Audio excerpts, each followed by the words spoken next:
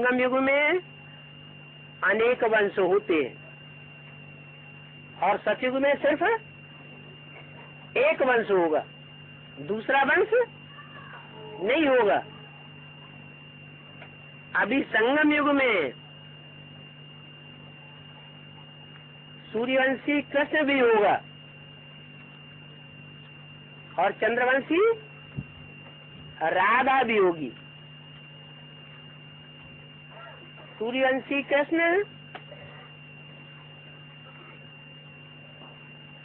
16 कला संपूर्ण और चंद्रवंशी राधा को 16 कला संपूर्ण नहीं कहेंगे।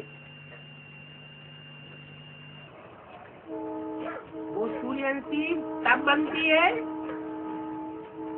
जब कृष्ण के साथ स्वयंवर हो जाता है। ये स्वयंवर की बात कौन से युग की है? जो शास्त्रों में आई है। ये यादगार संगम युग की है। संगम युग में चंद्रवंशी राधा जो ज्ञान चंद्रमा ब्रह्मा को फॉलो करने वाली है,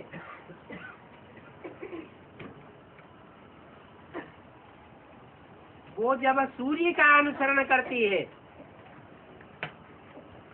तो सूर्यवंशी बन जाती है। इसलिए भारत की परंपरा में जो कन्या नीचे कुल की भी होती है और ऊंचे कुल के पुरुष के साथ शादी करती है, संग करती है, तो उसके संग के रंग से वो भी उस ऊंचे कुल की मानी जाती है। ये फाउंडेशन यहाँ पड़ता है। सतयुग में कोई चंद्रवंशी नहीं रहेगा, कोई इस्लाम वंशी नहीं रहेगा, कोई बौद्धी वंशी का छिलका वाला नहीं रहेगा। सतयुग के 8 जन्म होंगे। उन 8 जन्मों में 8 ही डिनाइस्टी के 8 नारायण सब सूर्यवंशी होंगे। त्रेता युग में चंद्रवंशी होंगे। राधा को पुरुषार्थ करना पड़ेगा क्या? सूर्यवंशी बनेगी। सूर्य को फॉलो करे तो सूर्यवंशी, चंद्रमा को फॉलो करे तो चंद्रवंशी, इस्लाम को फॉलो करे तो इस्लाम वंशी, क्राइस्ट को फॉलो करे तो क्रिश्चियन वंशी। तो सूर्यवंशी बनने के लिए सूर्य को फॉलो करने का पुरुषार्थ तो करना पड़े। बाबा बी के वाले क्वेश्चन करते हैं, राम सूर्यवंशी है, कृष्ण सूर्यवंशी है। भक्ति मार्ग में किसको सूर्यवंशी माना जाता है? ये कहाँ की यादगार है? बोल देते हैं कृष्ण 16 कलाएं हैं? कृष्ण 16 कलाएं, राम 14 कलाएं। 16 कला और 14 कला जो शास्त्रों में बात आई है सूर्यवंश और चंद्रवंश की, वो कहाँ की यादगार है? सतयुग के राधा कृष्ण की यादगार है या संगम युगी राधा कृष्ण की यादगार है? तो संगम युग में जो कृष्ण है वो सूर्यवंशी है। संगम युग में जो राधा है ज्ञान चंद्रमा ब्रह्मा के परंपराओं को फॉलो करने वाली है, वो चंद्रवंशी है।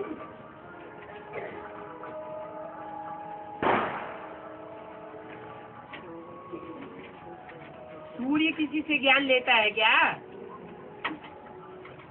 रोशनी लेता है क्या? सूर्य रोशनी लेता है या चंद्रमा रोशनी लेता है? चंद्रमा सूर्य से रोशनी लेता है। तो ब्रह्मा को मुरलियों में सूर्य बताया है या चंद्रमा बताया है? तो ब्रह्मा हो गया ज्ञान चंद्रमा। वो किससे रोशनी लेता है? ज्ञान की रोशनी चंद्रमा ने किससे ली? संगम युग में। जरूर कोई ज्ञान सूर्य हुआ है, और ऐसा ज्ञान सूर्य हुआ है जिसने किसी से पढ़ाई नहीं पढ़ी, किसी से ज्ञान की रोशनी नहीं ली साकार में।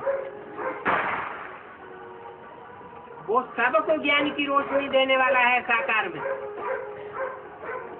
उसको ज्ञान की साकार में रोशनी देने वाला कोई भी नहीं है। आदि में भी नहीं था, मध्य में भी नहीं होता, और अंत में भी उसको कोई पढ़ाई नहीं पढ़ा सकता। वो सुप्रीम बाप है, सुप्रीम टीचर है, और सुप्रीम गुरु है। बाबा हम पाठशाला बोल सकते हैं क्या? हम भक्ति करने आए हैं नहीं। गीता पाठशाला खोलने के लिए पहली बात है भट्टी की। 7 दिन की भट्टी, 1 दिन आना 1 दिन जाना, 9 दिन ज्ञान गर्भ में पकना पड़े। फिर बच्चा बन के पैदा हुआ, भट्टी में कोई खंडन नहीं आया, कोई विघन न आया, तो पहली बात तो पूरी हो गई। और वो भट्टी अकेले की न हो, दोनों ने भट्टी की हुई हो, क्योंकि ज्ञान का लक्ष्य है नर से नारायण और नारी से लक्ष्मी बनना। तो गीता पाठशाला खोलना माना अपने घर को लक्ष्मी नारायण का मंदिर बनाना। 4 आत्माएं आएंगे पूरा परिवार। जो लक्ष्मी नारायण का मंदिर बनाएगा तो ये लक्ष्य रखे कि हमें अपने घर गृहस्थ को लक्ष्मी नारायण जैसा वातावरण बनाना, मंदिर का। ऐसे नहीं एक घर परिवार में रहें और गीता पाठशाला मील 2 मील या फरलांग 2 फरलांग या 10-20 गज के दायरे पर कहीं दूसरे मकान में खोल दी जाए, उसको गीता पाठशाला नहीं कहेंगे। अपना घर हो, युगल हो, भट्टी किए हुए हो, और बेसिक नॉलेज में चलते रहे हो तो और सोने में सुहागा। बेसिक नहीं चलेगा। हाँ जी, 17 साल से बेसिक में चलते हैं। वो ज्यादा गहराई को समझेंगे। और इसके अलावा एक मुख्य बात और है, वो है हिंदी जानने की। हिंदी बोलना और समझना अच्छी तरह से आता हो, ताकि अगर कहीं दूसरे भाषा भाषी प्रदेश से आए हैं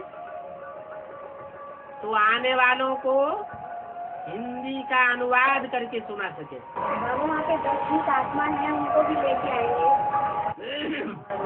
वो भी इच्छुक है बाबा। वो कह लगे एक बार भट्टी करके आओ, तो वो भी बहुत अभिलाषा में है। गीता पाठशाला बनेगी माना गीता मंदिर कहा जाएगा, और गीता मंदिर का यादगार बना हुआ है गांव-गांव में, शहर-शहर में। ब्रह्मा कुमारी विद्यालय का यादगार नहीं है, गीता मंदिर बना हुआ है। बाबा ये तो गीता मंदिर में कम से कम 5 आत्माएं जरूर होनी चाहिए, 5 पांडवों के रूप में, बाबा इतने तो गीता पाठशाला। बाबा ये तो डायरेक्टर है इधर, मेरे को 15 साल हो गए।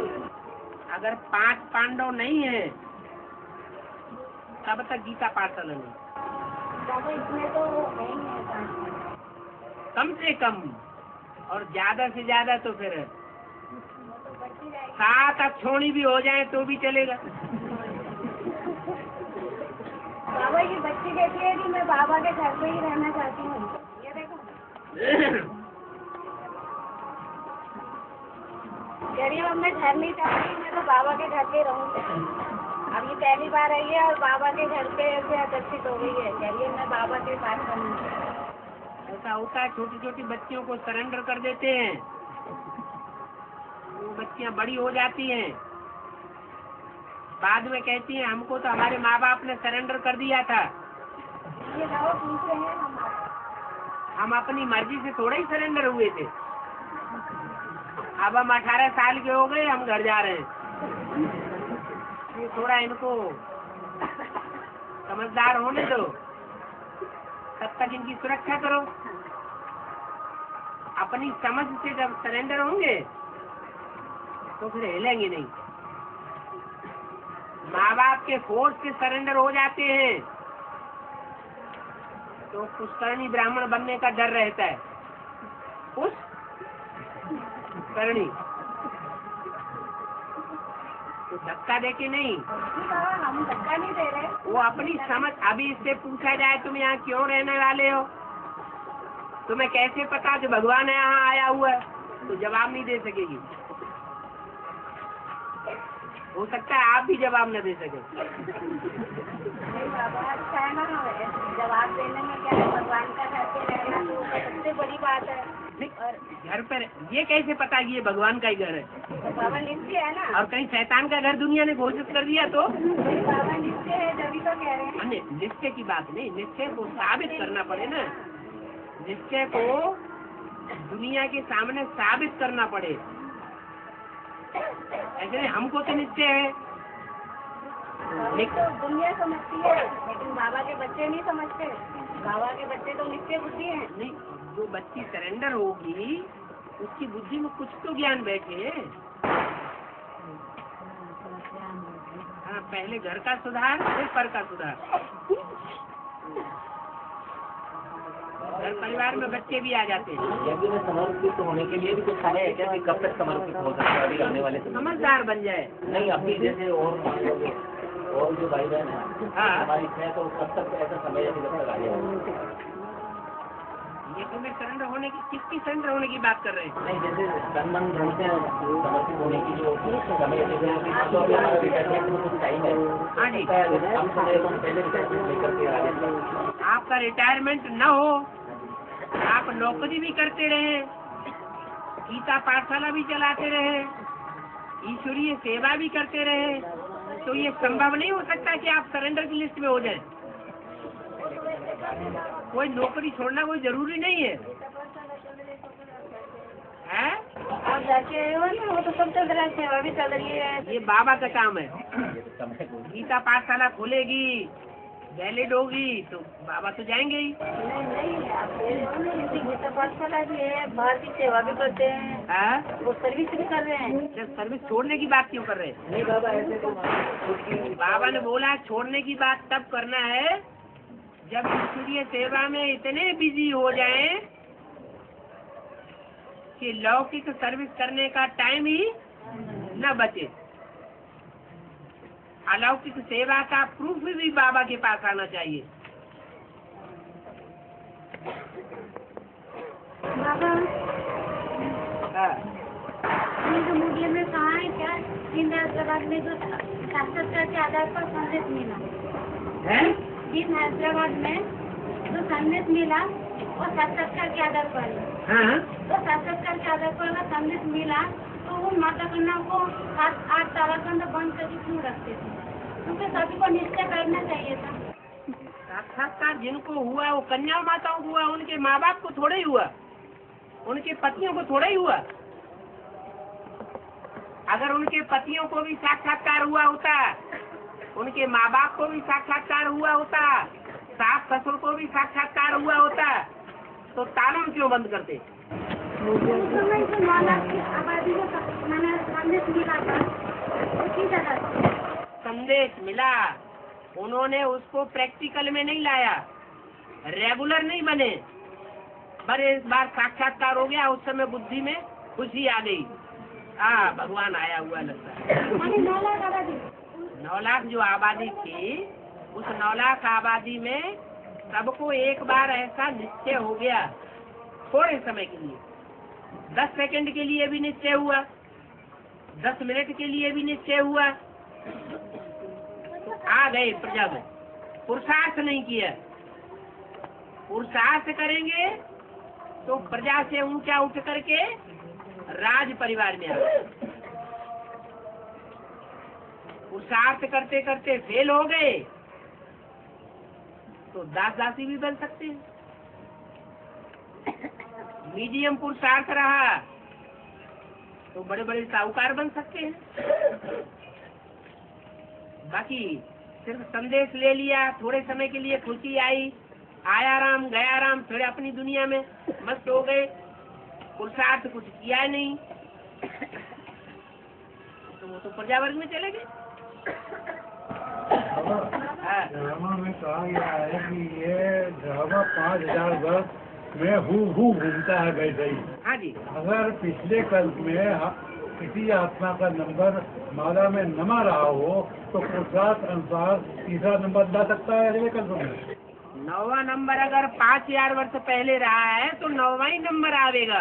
मतलब तीसरा नंबर पुरुषार्थ के अनुसार नहीं ला सकती आत्मा। सवाल ही पैदा नहीं होता। दुनिया की हर चीज का अपना साइकिल है, जो हर चीज जो है, हर अणु अणु है, हर आत्मा आत्मा जो जैसा चक्कर जहाँ जहाँ ऐसा लगा के आई है, फिर उसी बिंदु पर पहुँचना। तो नंबर नमा ही रहेगा कल्प कल्प हमेशा। जिसका जो नंबर है, जो पार्ट है, जो मक्खी इस समय यहाँ उड़ रही है, मच्छर उड़ रहा है, वो इसी समय ऐसे ही यहाँ उड़ेगा। हु रिपीट होता है, बहु रिपीट, नंबर बदला नहीं जा सकता। कुछ नहीं बदला जा सकता। ये तो बेसिक नॉलेज की बातें हैं। एडवांस में आने वालों को तो ये प्रश्न नहीं रहना चाहिए है। हाँ, बेसिक में से आ रहे हैं, लेकिन बेसिक की बात ही अभी पक्की बुद्धि में नहीं बैठी है? बच्ची हुई नहीं, ऐसा बच्ची चालू है, अभी हो ही नहीं सकता। चालू भी नहीं हुई। माउंट आबू तो हो गया नहीं तो यहाँ कैसे आ गए? यहाँ आपके दर्शन हो गए 2000 में पहली बार आते ही समय। यहाँ तो नियम ही नहीं है। यहाँ का जो कायदा कानून है उसके अनुसार जो भट्टी करने वाले उनको ही आना है। आपका आशीर्वाद है। आशीर्वाद नहीं है, ये आशीर्वाद नहीं है, किसी कॉलेज के नियम का उल्लंघन है। यहाँ का जो नियम है उसके अनुसार भट्टी करने के बाद ही सभा में बैठते हैं। कोई भी कॉलेज हो, स्कूल हो, वहाँ के कायदे कानून का उल्लंघन करना, फाउंडेशन में ही ऐसा शुरू हो जाएगा क्या? आदि में ही अगर ऐसा हो जाएगा, होता रहेगा, तो आदि सो अंत हो जाएगा। फर्स्ट इम्प्रेशन लास्ट इम्प्रेशन हो जाता है।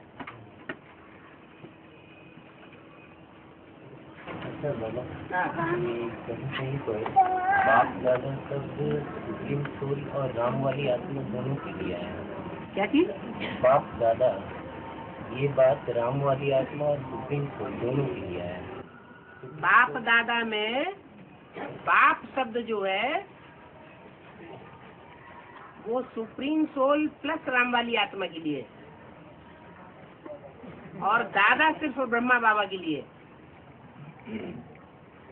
दादा माना सत्य रूपी रंगमंच पर जन्म लेने वाला पहला बच्चा, बड़ा भाई।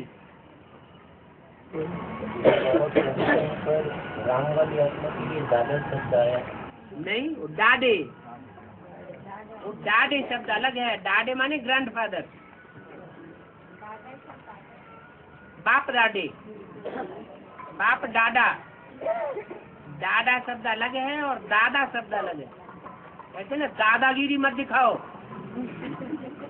घर परिवार में भी जो बड़ा भाई होता है वो दादागिरी दिखाता है। बाबा ने भी कहा है कि बड़ा भाई बाप समान होता है।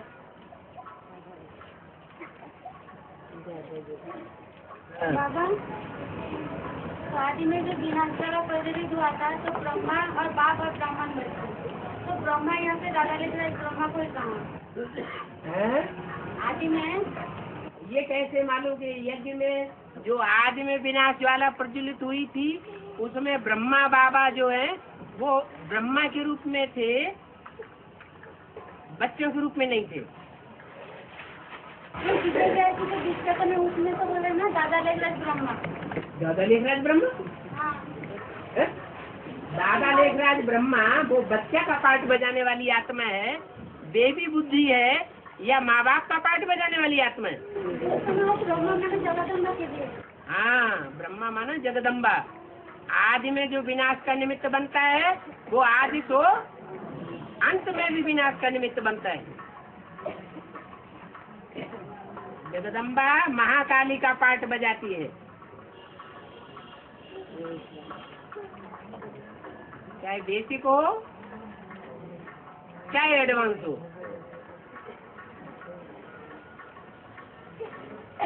बाबा, हाँ, लौकिक में जब से हम जन्म लिए अब कोई जब से वो कर्म किए हैं वो भी ग्रामान्यूद है, तो जब से ज्ञान में आए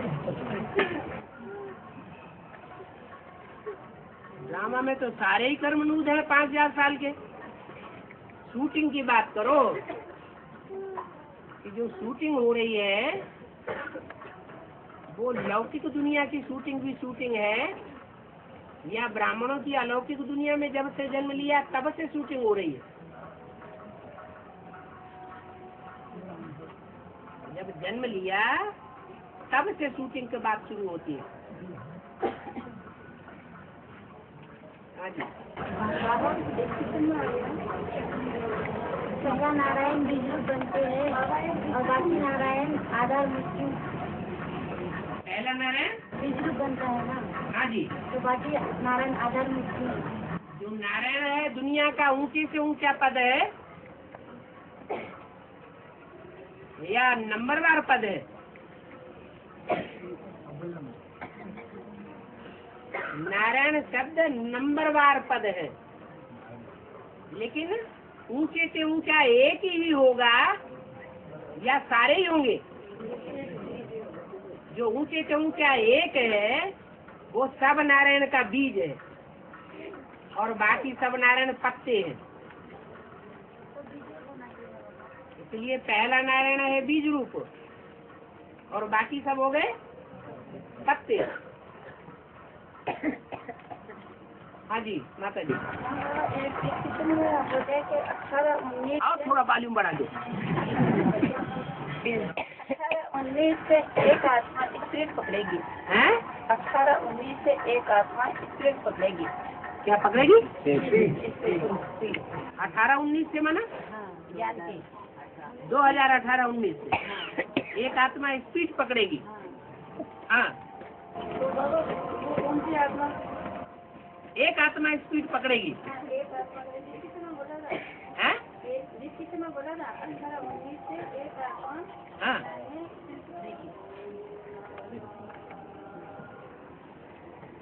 माना राधा कृष्ण का जब जन्म होता है तो उनका जन्म वाइब्रेशन से होता है या शरीर की जो स्थूल इंद्रियां हैं, कर्म इंद्रियां और ज्ञान इंद्रियां, उनके संसर्ग से होता है? माने इंद्रियों का भी संसर्ग संपर्क देखने में नहीं आता। जैसे पपीता का वृक्ष, हर पौधा जो है वो नर और मादा के रूप में होता है। जो मादा पौधा होता है वो नर से अपना पराग खींचता है। पपीता का पौधा मीलों दूर भी होता है तो भी अपना पराग खींच लेता है। साथ में न पैदा हुआ हो तो भी चले। ये मिसाल है बताने के लिए।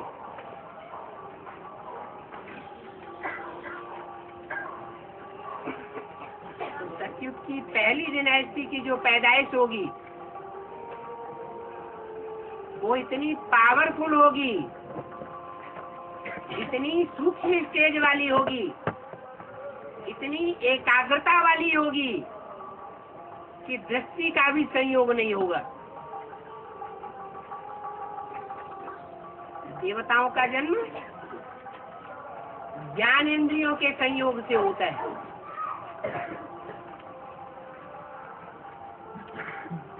इसलिए कमल नयन कमल मुख गाया जाता है। देवताओं के नेत्र बड़े सुंदर और बड़े बड़े दिखाए जाते हैं। उनकी ज्ञानेंद्रियों में बहुत शक्ति थी। लेकिन ये बात है सत्युगी दुनिया की। लेकिन सत्युगी दुनिया के आरंभ में, जब सत्युग दुनिया आरंभ होती है, तो उसको आरंभ करने वाला जो युगल है, जो नर से डायरेक्ट नारायण बनता है, डायरेक्ट ईश्वर से खिताब लेता है, विश्व महाराजन बनने का,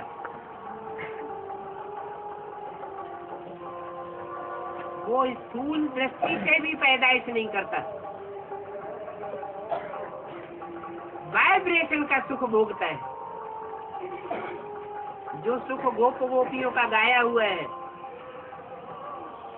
कि अतीन्द्रिय सुख पूछना हो तो गोप गोपियों से पूछो, कर्मेंद्रियों के सुख की तो बात ही छोड़ो, ज्ञानेंद्रियों के सुख से भी परे का सुख भोगने वाली आत्मा है।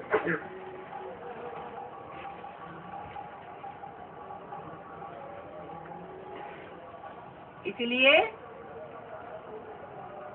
पहला जो युगल तैयार होता है, राम और उसकी सहयोगिनी शक्ति,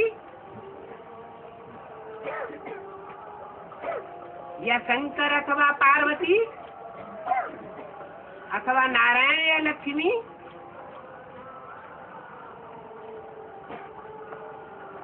वो ऐसा पहला युगल है जो सारे सृष्टि का बीज है।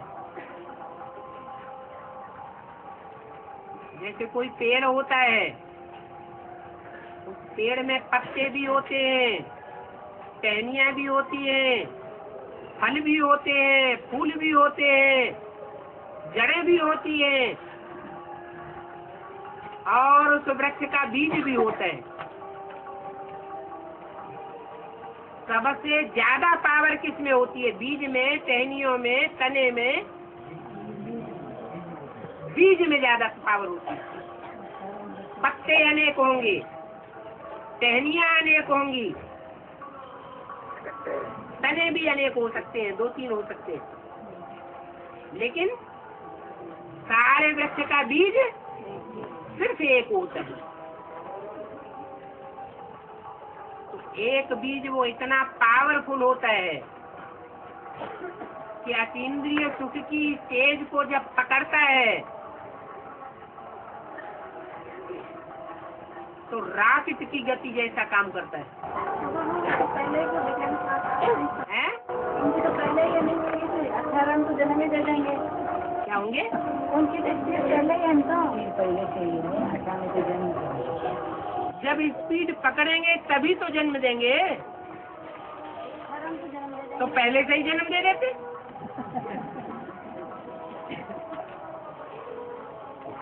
लक्ष्मी नारायण की प्रत्यक्षता कब से होती है? ब्राह्मणों की दुनिया में लक्ष्मी नारायण की प्रत्यक्षता कब से मानी गई? मानी नहीं, कब से होती है? हैं? 7-8?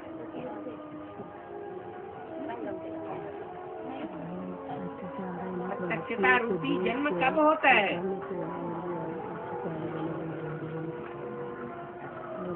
लक्ष्मी नारायण का प्रत्यक्षता रूपी जन्म ब्राह्मणों की दुनिया में कब होता है? तो 8 के बाद हो जाएगा। हैं? 8 के बाद मम्मी आएगी तो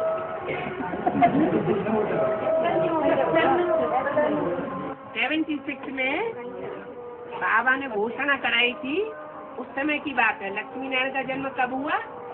आज से 10 वर्ष कम, 5000 वर्ष। तो वो टाइम 76 में पूरा होता है। माने ब्राह्मणों की दुनिया में ब्राह्मणों का कोई ऐसा संगठन है जिसकी बुद्धि में ये बात क्लियर हो जाती है, इस दुनिया में लक्ष्मी नारायण बनने वाले जो विश्व महाराजन हैं, विश्व महारानी हैं, वो कौन सी आत्मा है? वो ज्ञान के आधार पर क्लियर हो जाता है।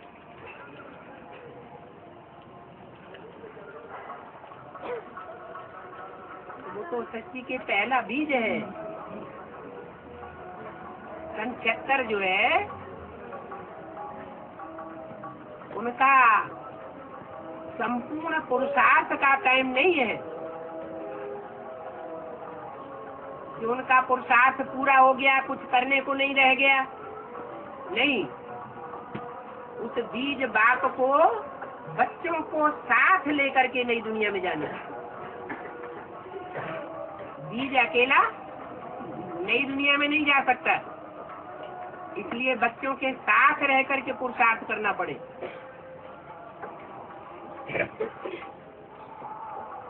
बाप दादा चाहे तो वापस जा सकते हैं, लेकिन किसके लिए रुके हुए? बच्चों के लिए रुके हुए। स्टेज पर कब आएंगे? स्टेज पर कब आएंगे? आपके लिए अभी स्टेज पर ही नहीं आए। बाबा वो तो प्रत्यक्ष तो हो जाते हैं 76 में। 76 में प्रत्यक्ष हो जाते हैं, तो स्टेज पर आने का मतलब आपका क्या है? बाबा वो बिल्कुल एकदम प्रत्यक्ष, यानी सारे संसार में प्रत्यक्ष हो जाना, वो तो 76 की बात है। तो 76 के बाद सारे संसार में प्रत्यक्ष होने की। बाबा वो तो ब्राह्मणों की दुनिया में। ब्राह्मणों की दुनिया भी तो बहुत बड़ी है। कोई भी बच्चा घर में पैदा होता है तो पहले परिवार वालों को पता चलता है, माँ बाप को पता चलता है, कि सारी दुनिया को पता चल जाता है। पहले परिवार वालों को पता चलता है, फिर मोहल्ले वालों को पता चलता है, फिर गांव वालों को पता चलता है। धीरे धीरे प्रत्यक्षता होती जाती है, बढ़ती जाती है। ऐसे ही जो प्रत्यक्षता है, वो स्टेज पर आने वाली बात वो नंबरवार की बुद्धि में बैठती है, सबकी बुद्धि में एक साथ नहीं बैठ सकती। जो जितने जाति नजदीक होंगे, वो आज से अंत तक वही विष्णु। नहीं बाबा, ये पूछ रहे हैं कि पूरे विश्व के आगे कब तक होंगे? अभी तो बताया, जितनी स्थापना होगी उतना विनाश होगा, उतनी प्रत्यक्षता होगी। स्थापना के साथ साथ विनाश भी जुड़ा हुआ है, और उसके साथ साथ प्रत्यक्षता भी जुड़ी हुई है। जो भी 500-700 करोड़ की सृष्टि है, उस सबका विश्व पिता है या नहीं है? नास्तिकों का भी है या नहीं है? तो नास्तिक से नास्तिक आत्मा भी उस विश्व पिता को मानने के लिए अंत में मजबूर हो जाएगी। वो नास्तिकों की बात है, जो दुनिया का लास्ट धर्म है। रशियंस, एटम बम बनाने वाले।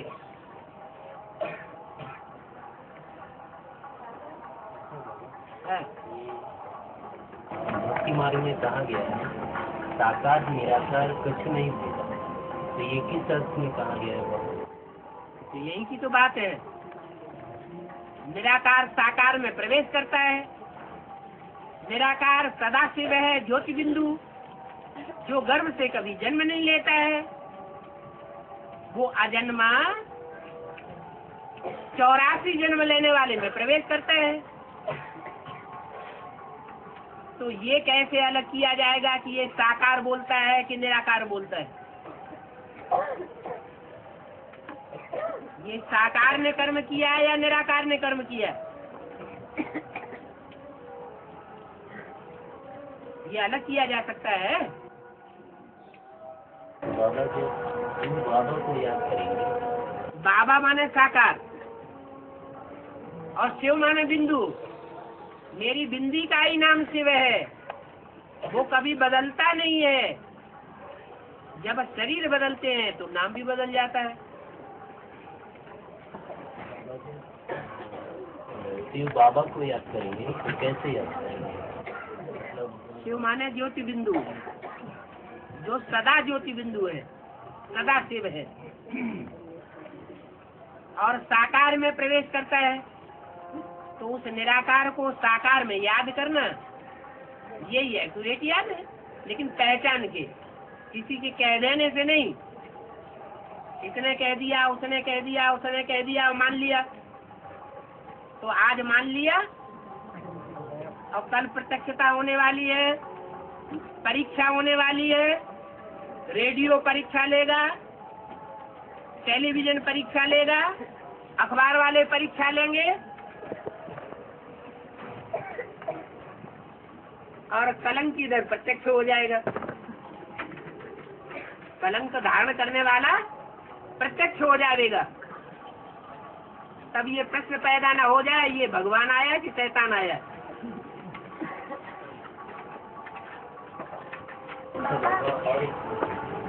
हाँ जी,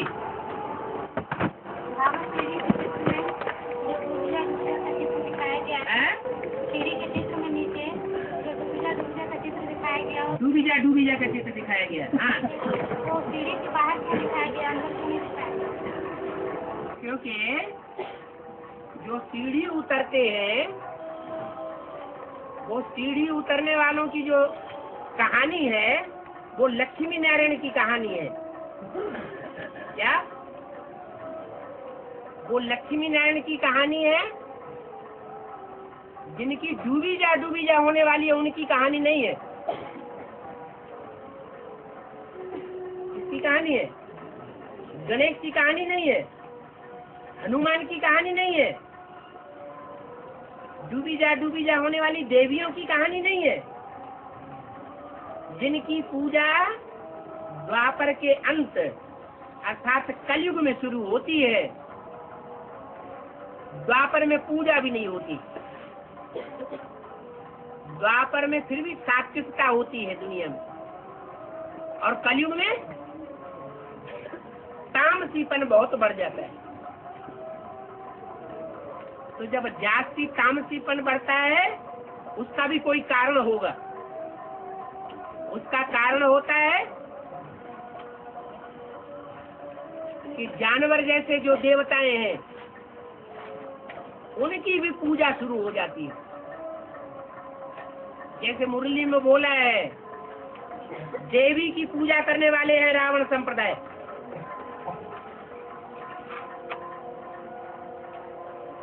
तो वो रावण संप्रदाय देवी की पूजा करना शुरू कर देते हैं और देवता को बुढ़ा देते हैं। उनकी बुद्धि में बैठता नहीं है कि दुनिया में कोई ऐसी देवी नहीं होती है भारतवर्ष में जिसके पीछे उसका देवता न हो। भारतवर्ष में विधवाओं की पूजा अच्छी नहीं मानी जाती, विधवाओं की पूजा होती भी नहीं है, सदवाओं की पूजा होती है, उनका गायन होता है।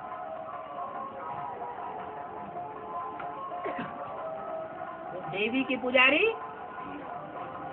देवी को ही बुद्धि में रखते हैं। उनके पीछे कौन भगवान कार्य कर रहा है वो उनकी बुद्धि से निकल जाता है।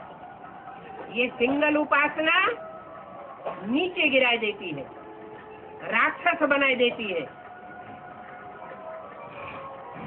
हमारे भारतवर्ष की उपासना है प्रवृत्ति मार्ग की उपासना। लक्ष्मी नारायण का पूजन, राम सीता का पूजन, राधा कृष्ण का पूजन। अगर शिव का भी पूजन करते हैं तो शिव के साथ जलाधारी माना पार्वती है, वो भी प्रवृत्ति मार्ग की उपासना है।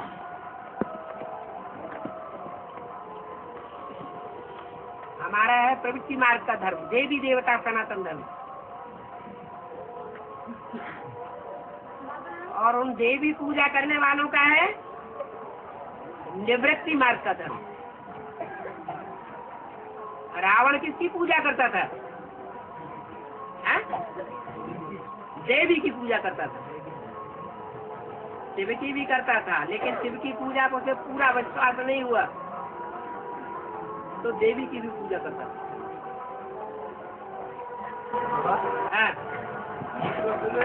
गौतम बुद्ध का 2050 वर्ष के जन्म दिवस मनाया गया है। हाँ जी, तो सूची चक्र में 22 से 50 वर्ष पहले ही गौतम बुद्ध आए थे बोले कर लिखा गया है, चित्र में दिखाया गया है। तो उसका अर्थ क्या है, उत्तर क्यों है? जो हिस्ट्री है वो मनुष्यों ने बनाई है या भगवान ने बनाई है? मनुष्यों ने बनाई है। मनुष्य से भूलें हो सकती हैं लेकिन भगवान से भूल नहीं हो सकती।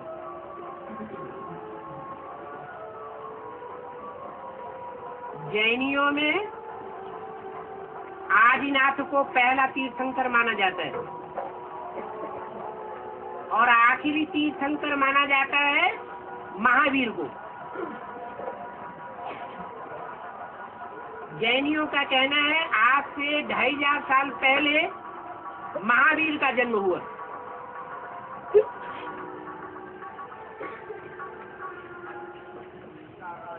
ढाई हजार साल पहले नहीं, महात्मा बुद्ध से 50 वर्ष पहले। हाँ, 2250 से भी 50 साल पहले, 2300 वर्ष पहले। उनका कहना है कि महात्मा बुद्ध से 50 साल पहले महावीर का जन्म हुआ और महात्मा बुद्ध का जन्म 50 साल के बाद हुआ। लेकिन हिस्ट्री में जो भी किताबें मिली हैं बौद्ध साहित्य की, उन बौद्ध साहित्य की किताबों में महावीर का कहीं भी जिक्र नहीं है। इससे क्या साबित होता है?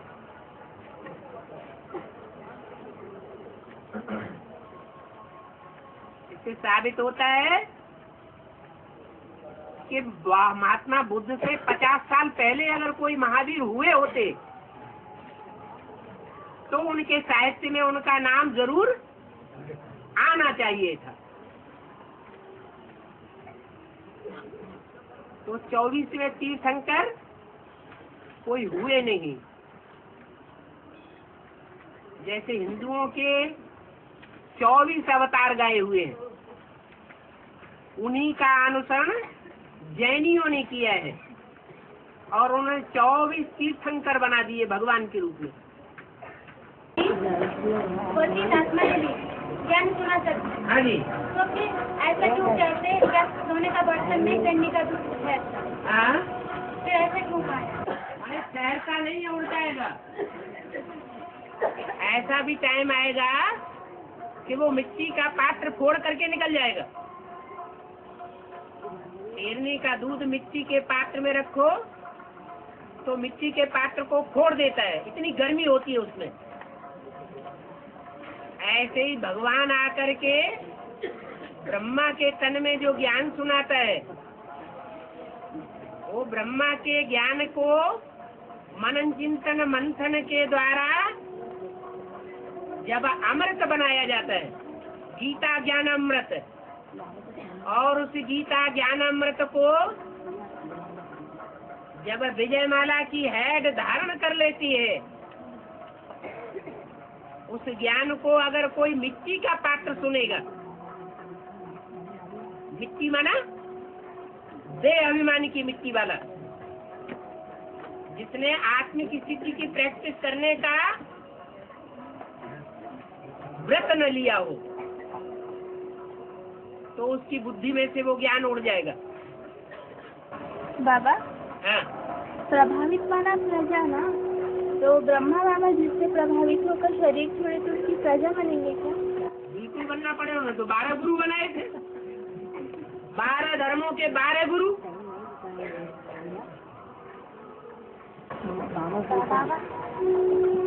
हाँ जी। माँ जो होती है वो सब बच्चों से प्रभावित होती है और बाप बच्चों से प्रभावित नहीं होता है। ये विश्व के माता पिता हैं। ब्रह्मा माने बड़ी माँ, विश्व की सबसे बड़ी से बड़ी माँ, और वो है जगत पिता।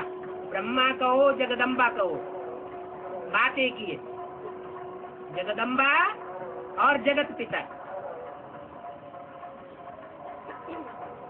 जगदम्बा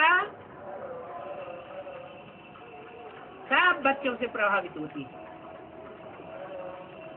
वो दिल्ली की धरणी है जिसकी गोद में हर धर्म ने राज्य किया है। दुनिया का कोई ऐसा शहर नहीं है जहाँ हर धर्म ने राज्य किया हो। ये दिल्ली भारत की राजधानी, भारत में ही स्वर्ग होता है, भारत में ही नरक होता है। स्वर्ग की भी राजधानी और नरक की भी राजधानी।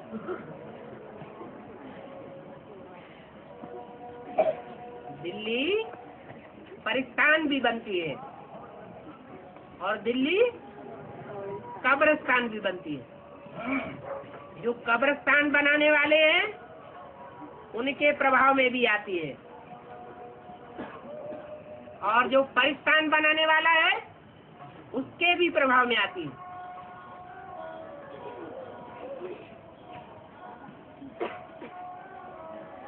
हाँ जी। गीता का भगवान कृष्ण कहने से गीता की खंडित हो जाती है ना। जोर से बोलो, वॉल्यूम बढ़ाओ, लड़ाई लड़ते खूब जोर से आवाज आती। हाँ गीता का भगवान कृष्ण कहने से गीता का खंडित हुई। हाँ, ये तो संगम युग में ही, लेकिन गीता का भगवान कहने से गीता खंडित नहीं होती। नहीं, गीता का भगवान कृष्ण कहने से। गीता का भगवान कृष्ण कहने से गीता खंडित नहीं होती। गीता तो पहले से ही खंडित हो जाती है। जो अखंड गीता है वो आदि से अंत तक 84 जन्मों में भी अखंड रहती है। इसलिए अखंड गीता जो शिव की गीता है उससे 1 सेकंड में स्वर्ग स्थापन होता है, और खंडित गीता द्वापर युग से खंडित हो जाती है। द्वापर युग से खंडित हो जाती, मैंने लौकिक दुनिया में किस तरह एक्टिविटी। द्वापर युग की शूटिंग शुरू हुई और गीता खंडित हुई। तो लौकिक दुनिया में तो हिंदू संप्रदाय में कोई ऐसी एक्टिविटी नहीं होती जो गीता को स्वीकार न करे। सभी आत्मा है तो हिंदू संप्रदाय में गीता शास्त्र को मान्यता दिया जाता है। मान्यता देती है, लेकिन उस गीता से दुनिया का पतन होता है या उत्थान होता है। लेकिन उतना लौकिक दुनिया वालों को तो ये पता नहीं है ना, लेकिन सभी कुछ तो एक्टिविटी होना है ना। नहीं, वास्तविकता क्या है? वो गीता पढ़ने से दुनिया का पतन हुआ या उत्थान हुआ? वास्तविकता क्या है? पतन हुआ, तो वो जरूर खंडित गीता है। उस गीता में छाप पड़ी हुई है कृष्ण की, जो गलत बात है। साकार कृष्ण गीता का ज्ञान नहीं सुनाता। निराकारी स्टेज में रहने वाला जो निराकार बाप है, बीज होता है निराकार, वो गीता ज्ञान दाता है। हाँ। दुनिया में जो बच्चे बैठे हुए हैं, क्या वैष्णो देवी अगर उनको सबसे पहले पालना देगी? नई दुनिया में जो बच्चे बैठे हैं, वैष्णो देवी अगर सबसे पहले उन्हीं को पालना देगी? वैष्णो देवी सबसे पहले अगर उन्हीं को पालना देगी क्या? वैष्णो देवी जो है वो तो चंद्रवंश की हेड है। सूर्यवंश की तो हेड नहीं है, हैं? चंद्रवंश की हेड है। लेकिन चंद्रवंश से भी पहले कौन सा वंश है? सूर्यवंश। माना सूर्यवंशी जो मणके हैं वो सारी दुनिया के बीज हैं, उनमें चंद्रवंश भी आ जाता है। चंद्रवंश का भी कोई बीज होगा, नहीं समझ में आया? जो चंद्रवंश है उस चंद्रवंश का भी बीज कहाँ होगा? रुद्रमाला में या विजयमाला में? रुद्रमाला में। वो रुद्रमाला शिव की माला है, विजयमाला विष्णु की माला है। कौन सी माला ऊंची? शिव की माला ऊंची। तो जो रुद्राक्ष के मणके हैं उनमें जो 8 हैं अष्टदेव सूर्यवंशी, उनमें कोई मणका ऐसा भी है जो चंद्रवंश का बीज है, और सूर्यवंश का भी बीज होगा ना। तो अष्टदेव में जो सूर्यवंश का बीज है, चंद्रवंश का बीज है, वो युगल दाना जैसा हुआ या नहीं हुआ? मतलब भाई भाई का पार्ट बजाने वाले हैं। शरीर में होने से भाई बहन का पार्ट बजाने वाले हैं। बाबा ने मुरली में बोला है ना कि बाबा भले चला जाएगा लेकिन मामा अंत तक पालना के निमित्त बनेंगे। ठीक है, तो कौन से मामा के लिए बने? जो मम्मा जिंदा होगी तो ही बनेगी, मरी हुई थोड़ी ही बनेगी। हैं?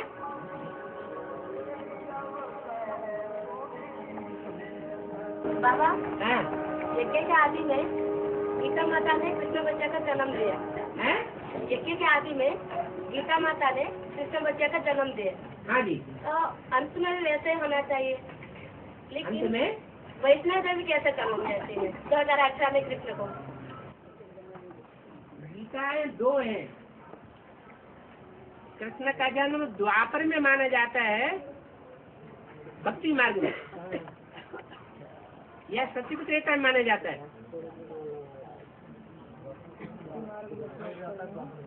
द्वापर में माना जाता है, जो माना जाता है वो संगम भी कृष्ण की यादगार है, या सत्युग में पैदा होने वाले कृष्ण की यादगार। क्योंकि सत्युग में नारायण का राज्य मानते हैं, शास्त्रों में भी लिखा हुआ है सत्युग में नारायण का राज्य था, लेकिन हे कृष्ण नारायण वासुदेव कह देते हैं। माना जो नारायण है वो वासुदेव भी है और कृष्ण भी है। तो वो सत्युग का हो गया। लेकिन संगम युग में जिसको कृष्ण कहा गया है, जिसके साथ साथ कंसी जरासंधी का भी गायन है। सत्युग में कोई कंसी जरासंधी नहीं होंगे। वो कंसी जरासंधी जिस कृष्ण के पीछे होते हैं, वो कृष्ण द्वापर युगी शूटिंग में प्रत्यक्ष होता है। इसलिए द्वापर में कृष्ण को डाल दिया है शास्त्रों में। नहीं तो द्वापर के अंत में महाभारत युद्ध रचा करके कलयुग की स्थापना करने के लिए भगवान नहीं आता। भगवान आएगा तो उनके युग सतयुग की स्थापना करेगा, या पापी कलयुग की स्थापना करके जाएगा? उनके युग की स्थापना करेगा। तो ये यहाँ की बात है।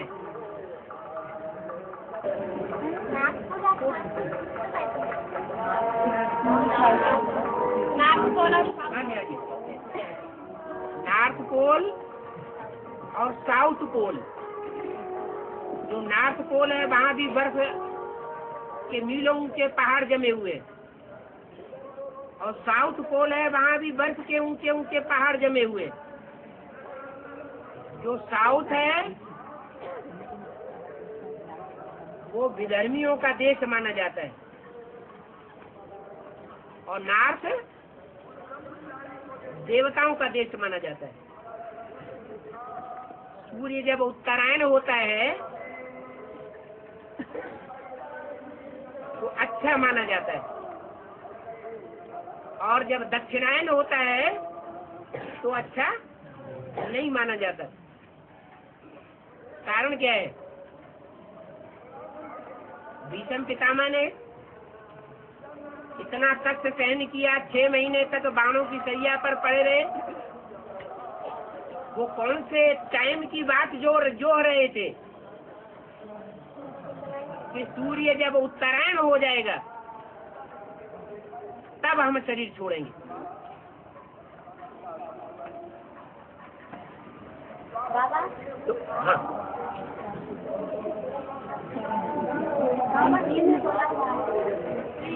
एक पत्ता भी हिल नहीं सकती तेरे सप्ताह की तिथि। हाँ जी, ये किस टाइम की बात है? इसी संगम युग की बात है। ब्राह्मणों की संगम युग दुनिया में कोई ऐसा संगठन तैयार होता है, ब्राह्मणों की दुनिया में कोई ऐसी नई दुनिया का संगठन तैयार होता है जहाँ एक की सत्ता के बगैर कोई पत्ता रूपी संगठन का सदस्य दूसरा काम नहीं कर सकता। तो उस समय सतगुरु का पाठ चलेगा या सदगुरु का मतलब ही है सच्चा गुरु। सदगुरु और गुरु, गुरु अनेक होते हैं और सदगुरु एक होता है। जो सदगुरु है वो सचखंड स्थापन करने वाला है और दुनिया के जो भी गुरु हैं वो दुनिया को झूठा बनाए देते हैं, झूठ खंड स्थापन कर देते हैं, नरक बनाए देते हैं। 2500 वर्ष की हिस्ट्री इस बात की यादगार है। तो सतगुरु का पाठ कब से शुरू होगा और कब से कब तक? कोई कोई के लिए तो अभी भी सदगुरु का पाठ है, कोई की आंखें बंद है तो नहीं दिखाई पड़ता। कब तक रहेगा सतगुरु का पाठ? अरे रहेगा तो तब जब पहले दिखाई पड़े। नहीं, जिसका दिखाई पड़ रहा है, हैं? सतगुरु का पाठ जिसका दिखाई पड़ रहा है तो किसको दिखाई पड़ रहा है? हम बोले ना कि किसी को पूछने वाले को दिखाई पड़ता है कि नहीं? दिखाई पड़ रहा है। हाल में इतनी जल्दी 1 सेकंड में? हाँ। माया नाखूनों का जोड़ देकर के राजनीति स्थापित कर रही है। हाँ, माया 20 नाखूनों का जोड़ दे करके अपनी राजधानी तुम्हारे लिए स्थापन कर रही है।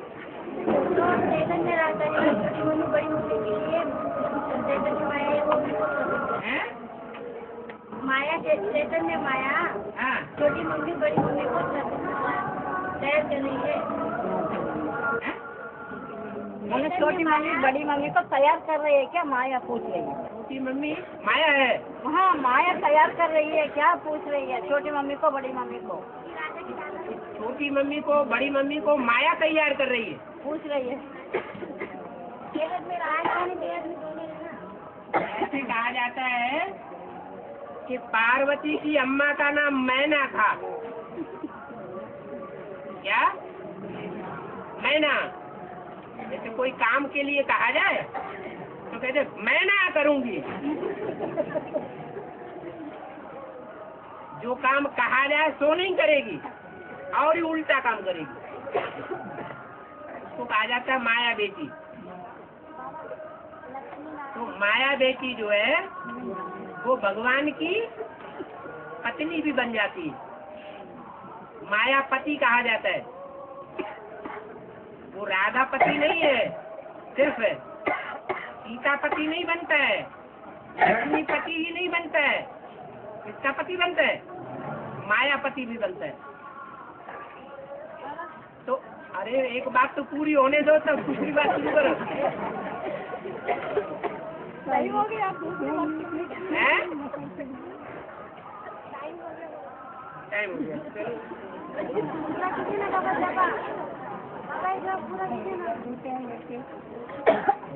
और भी क्लास होता है।